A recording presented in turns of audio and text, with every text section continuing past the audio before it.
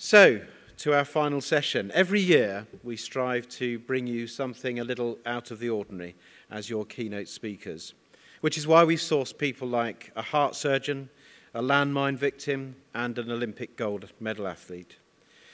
So you'd be forgiven for thinking, well, they've hardly pushed the boat out with a barrister this year. But this is no ordinary conference, and this is no ordinary barrister. You'll have read his conference bio, and frankly, there are only two things I need to say. One is that he is the embodiment of embracing change and exploring opportunities. The other is that you should remember where you first met him, i.e. here at the AHC, because I think you'll see a lot more of him in the future. Ladies and gentlemen, please give a rousing AHC welcome to Hashi Mohamed.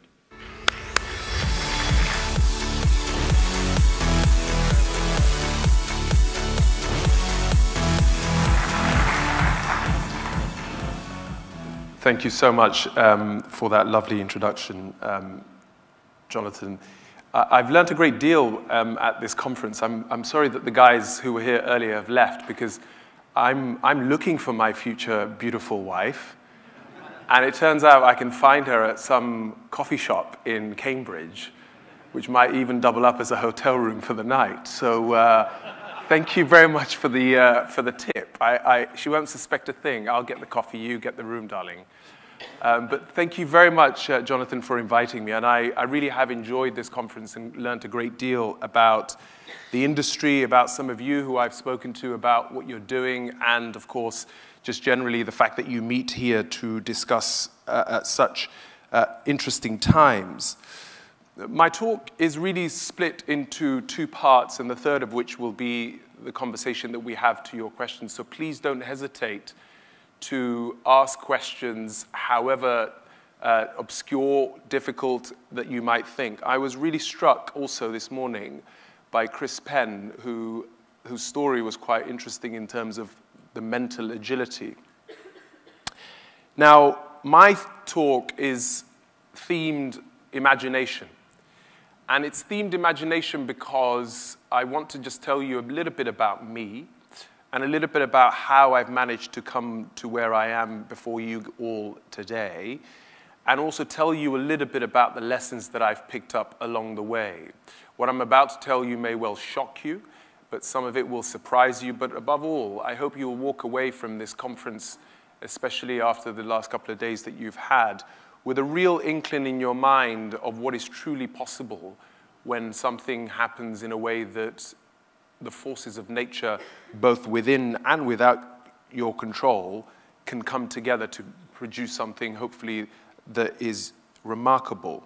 Now, just a quick recap of what you've already read briefly in my biography. I was born in Kenya to two illiterate parents. My mother, God help her soul, she's alive and well and kicking, gave birth to 12 children. Now, she didn't stop at 3, she didn't stop at 5. I'm glad she didn't stop at 8, because that would have been me. And she is an extraordinary woman who has done amazing things, but unlucky for her, she hadn't an opportunity to go to school. My father died when I was 9, so we ended up coming to the United Kingdom, seeking asylum as refugees without both my parents. And so just take a moment to just let that sink in, because it's really critical to the story I'm about to tell you about imagination. Imagine a 9-year-old boy landing at Heathrow Airport, not speaking a word of English, with some of his siblings who are all either younger than him or maybe a couple of years older than him, having just helped to bury your father without your mother in a new country, in a new environment, in a new culture, in a new setting about which you know nothing. Just pause there for a moment and ask yourself where you were at 9 and whether you could have imagined what that would have looked like growing up. And I also want to add to that, crucially, that it may be shocking, and it is, of course it is, but I also want to add that that beginning is actually unremarkable when you look at the vast majority of the Somali community and others who have sought asylum outside. I've got sisters who have ended up in America. I've got brothers who ended up in Canada. But what is different, and what I'm here to talk to you about, is what then happens after that. Because for me to have come from those circumstances to now being told that I'm a barrister and a broadcaster, to have had the opportunity to study at Oxford on a full scholarship, to have been able to go to the bar on a full scholarship, and now being lucky enough to earn more money than in my whole family's lineage, it requires, at the very least, some imagination. And that imagination has got to come from somewhere deep within. And it's beyond, the kind of things that you might expect about exam grades or, dare I even say, loyalty points. But just something fundamentally different that transcends the moment that you're living in, to be able to see a different world, a world that perhaps nobody is familiar with and who has never been there or tasted it or even seen it, and say to yourself, that's where I want to be. And now I've got to work towards that to achieve it.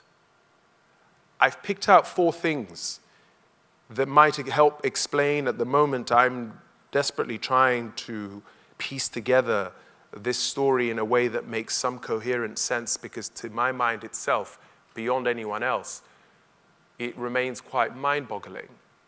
But the 4 things that I wanted to discuss in terms of the individual, and 4 things that people externally, people like you, could impact on other people's lives, I wanted to put forward. The first is just, everybody talks to me often about confidence.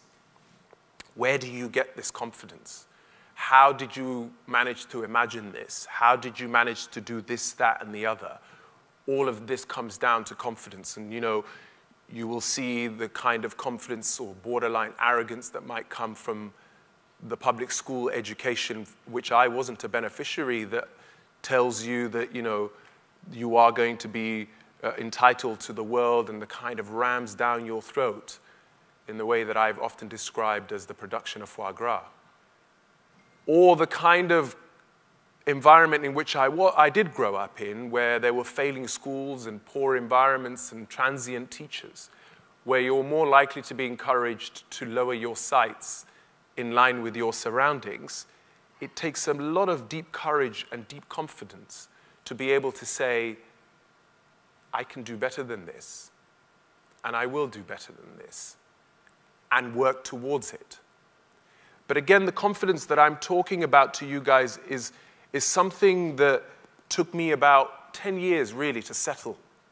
And it doesn't come from the fake it while you make it, or the bravado that allows you to be arrogant and pretend as though you can do something that you clearly can't.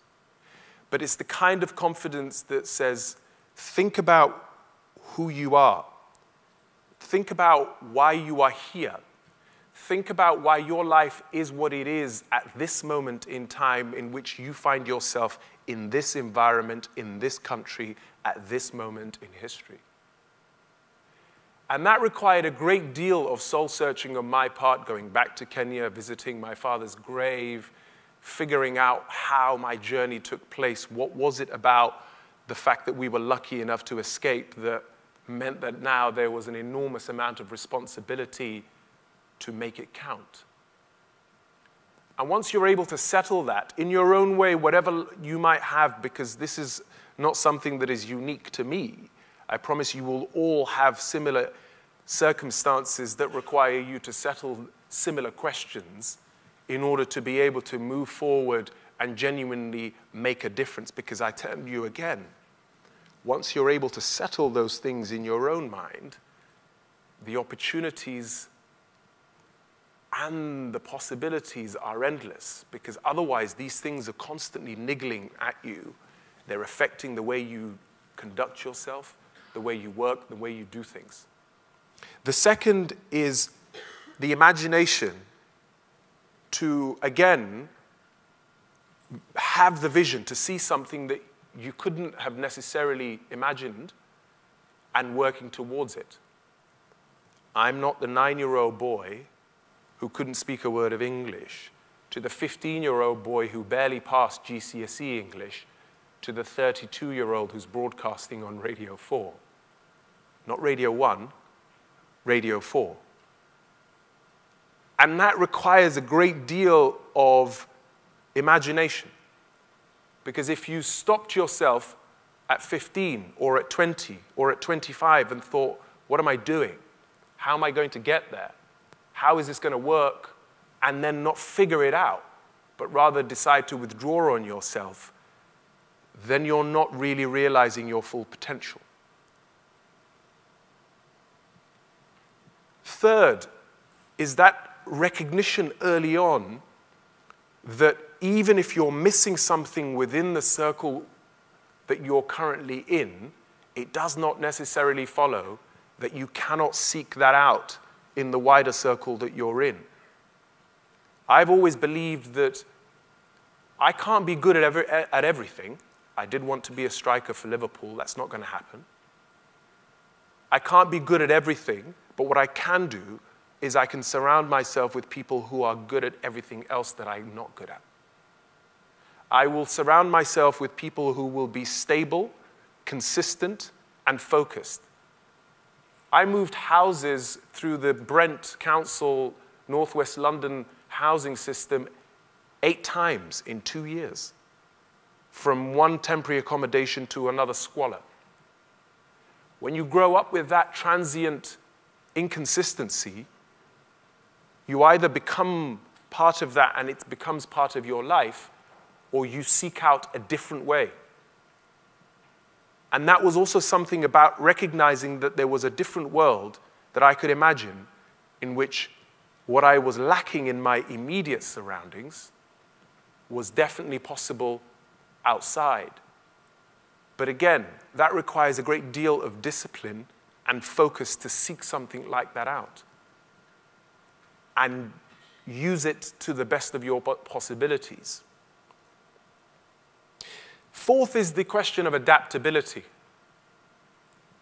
We are different people at different stages of our lives, but the core person that you are will not really fundamentally shift. Raised by my grandmother, she would always be very clear about just being who you are, focusing on what matters, focusing on your confidence, and being the decent human being that we all ought to be. But everything else depends on your circumstances. Everything else depends on focusing on genuinely adapting yourself wherever you find yourself and focusing on how you can achieve what you want to achieve. I understood that if I was going to be a barrister, one of the clear things I was going to do was I would have to master and have full control of the English language and be able to use it to my advantage despite it being my third language, despite never speaking English at home. And the ability to understand that you need to adapt yourself to really fully make sense of the circumstances and fundamentally reach your full potential goes back to that question again. How do you imagine this to work out? And how do you then focus on what matters to make it a reality? Because if you believe that you're incapable of changing and adapting to your surroundings, if you believe that this is the cards that you've been dealt and this is the circumstances in which you are going to be forever living, then that's it. Often people now, when they listen to me on Radio 4, you might hear some people say, oh, look at the way he speaks. He's abandoned his working class roots and all the rest of it. And I find that quite funny, only because I don't remember anybody working in my household when I was growing up, but that's just another story. But this is not about saying to one class that I'm escaping this community or that community, or we're stuck in these ruts and this mentality that means that you're incapable, as I said, of seeing beyond the lens that stands in front of you. The next 4 is what about society? What is it about you as a society that can help the kind of things that I'm talking about if I meet my social contract in terms of my responsibilities? What is it that you as a society can do? Well, one of the things that we often talk about, and again, I could elaborate this on a lot longer, but I'll give you the top lines, is the environment in which I was growing up meant that There was a poverty of ambition in school. There were transient teachers who you would see one term and disappear the next. There was the kind of environment that meant that even though nothing was stable at home, nothing was stable at school. And the more we can do as a society to stabilize these things that are within government, local and central control, the more people like me who have the talents, who have the capabilities, are able to come through and genuinely make sense and make a significant contribution. And there's even more urgent now, at a time when, despite what your sentimentalities might be, we're about to be royally shafted by the European Union. All hands on deck, and we cannot afford to lose one single talent, one single child not really realizing their potential, because we all need to be working now. All need to be contributing in a significant way.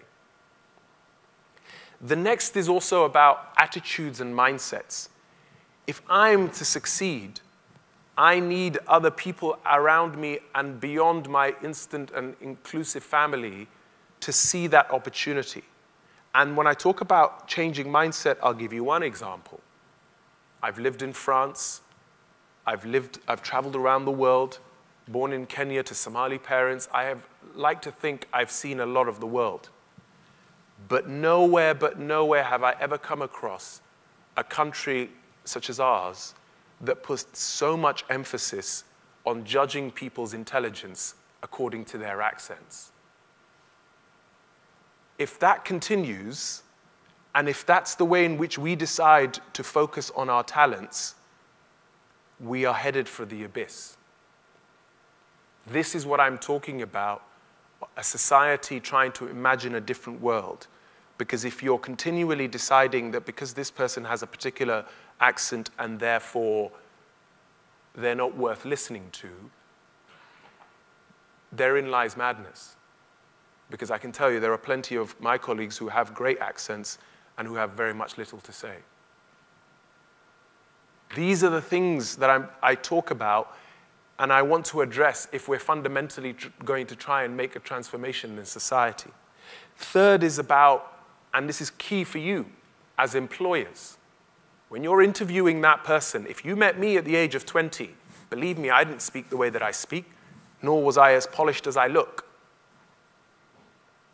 But if you decide to focus on polish instead of potential, and you decide to recruit in your own image, rather than seeing that rough diamond, again, you're lacking imagination. You're losing the opportunity to find somebody who could transform you, your company, and the way you see the world. And finally, I use this word loosely, but again, it's impossible to do it justice, but it's fundamental in the sense of understanding what I'm talking about, and the word is simply discrimination. And I don't mean black, white, male, female, working class, middle class, public school, state school. I'm talking about something deeper, something in your subconscious. Each and every single one of us have our own prejudices, and if you don't believe it, you're lying to yourself. Each and every single one of us have a form of discrimination or prejudice within us. How you understand that prejudice, how you understand the way it manifests itself, how you choose to keep it in check and take yourself out of a particular process where you can see your prejudice is about to get the better of you, the more progress we're likely to make. That doesn't mean you're a racist. That doesn't mean that you're a bad human being. But you're just realizing that at our core, we are tribal animals. We really are. And there's nothing wrong about acknowledging that. And so, ladies and gentlemen, finally, it is a fundamental story of mine about whatever you want to call it, social mobility, or even though I don't bloody like the word, because just what am I becoming mobile about, and what does it mean to be socially mobile, and all the rest of it. but it's a story really about imagination and seizing opportunities and finding a way through, even if it is looking like it's going to be impossible. It requires that huge amount of courage to understand yourself, and I really was touched by what Chris was talking about in terms of just doing more introspection as a human being. Because the more you are able to do that, the more you're able to settle your own demons, the more you're able to break the barriers, and the more you're likely to impact your colleagues, the people around you, your family, and the people who you employ, or the people who employ you. And it requires that vision to see beyond what is right before you and elevate your gaze to see the horizon and what is possible. And of course, it does require that discipline over a sustained period of time. And that's why when you read some of my work and people point to me and say, oh, well, look at him. Nobody could have come from a worse place than him, and if he's managed to do it, then everybody else must be bloody lazy, which is nonsense. My story is a combination of bloody hard work, but also a great deal of luck, of the right people believing me at the right time, giving me the opportunities at the right moments, whispering the right words when I needed them most. And that takes a great deal of time and effort, and we all have a role to play in that. So I hope I've given you some food for thought in that regard, and thank you again for really listening and also for staying. I know that many people have decided to sneak out and leave early, but thank you again. It is an opportunity to really imagine things in a fundamental way, embracing change, seizing opportunities. So thank you very much. There is no question that is out of bounds. I promise you, you will do very little to dent any of my ego. So any question is an open question. Thank you very much, ladies and gentlemen. You want to do a question?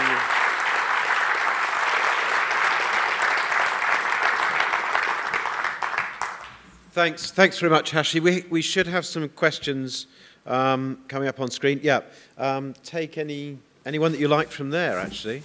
Are you unique amongst your siblings, and if so, do you know why? I'm not unique in the sense of we share the same womb, and I was born in 9 months, but I have some siblings who are doing very well, just as well as I am, but unfortunately I have siblings who have gone to prison, who are dealing with alcohol and substance abuse, who have fallen by the wayside, and there's a big spectrum. I am on the extreme end on one side, and there are some who are on the other. And it's a question, again, of what is the difference between us is paper thin, because it's just about one particular teacher might have spoken to me at the right time, somebody might have given me the right opportunity at the right moment, and to be honest with you, that's the best answer I can give to this question, because I continue to still think about it. And I'm not, if I'm allowed to plug, working on a book at the moment that's trying to genuinely get to the bottom of that. But I don't ever want to be portrayed as somebody who's better than one sibling or the other, because actually I'm a product of their help. My sister is an example of somebody who was holding the fort when my mum was quite sick for a few years, whilst I was in France learning French and doing my Erasmus year and working. So if she wasn't going to sacrifice in that respect, that might have been me. I might have missed that opportunity, and what would that have done to the trajectory that I had? So it's a hard question, and I'm still trying to figure out the answer. Good. Any other one you'd like to select from there? How would you change society to afford more disadvantaged people opportunities? Well, I mean, it is a good question. I mean, one of the things we've got to decide is what do we mean by social mobility? What we've got to decide is not everybody with whom I share, name and family tree is going to become a barrister. Let's be frank. Not everybody has the capacity, nor does everybody want to. We have got to find a way of moving our society from this mentality that everybody should and can go to university and wants to go to university, and that at the end of it, which will produce lots of doctors and lawyers and all the traditional jobs, to a society that finds a way of genuinely harnessing everybody's talents with a view to going through and providing a way of them having a dignified life, a decent income, contributing to society, and a dignified retirement. And how that mindset changes, I don't know. But at the moment, we're looking to the universities to effectively make everybody socially mobile, when at the end of which there's a massive surplus of people trying to become lawyers and there aren't enough places, or whatever the case may be. So it requires a huge shift that I'm trying to articulate as best I can. What advice would you give parents on how to help their children keep and develop their imagination? It's a very good question. One of the things I struggle with is two things. From 0 to 18 months, a lot happens to that child. And a lot of what happens to that child between 0 and 18 months is sometimes irreversible. So you've got to be able to actually genuinely ensure that their nurturing and their compassion and the love and the genuineness that they enjoy during those first 18 months is second to none. But after that, I am not a big believer at all at these sort of constant testing of people to ensure that somehow they're able to pass exams later. For me, from a young age to about 14, in my view, no child should be tested in the way that they're constantly tested, constantly, especially grammar schools and other places. What you can do is you can nurture a hugely loving environment, get them to enjoy reading ferociously. And if you can just do those two things at the early stages, I'm a strong believer that everything else will fall into place. Ferocious reading and just genuine love. And then the possibilities are endless after that. Again, it's controversial, but that's my view. Good. Hashi, I'm going to have to close Nope, off there because we're up against time. One question, just a live question. Next, Barack Obama. Oh, wow. Thank you very much. No, and on that keynote, we'll end. Thank you very much. Hashi, thank you very much. Thank you very Very much. inspirational. Terrific.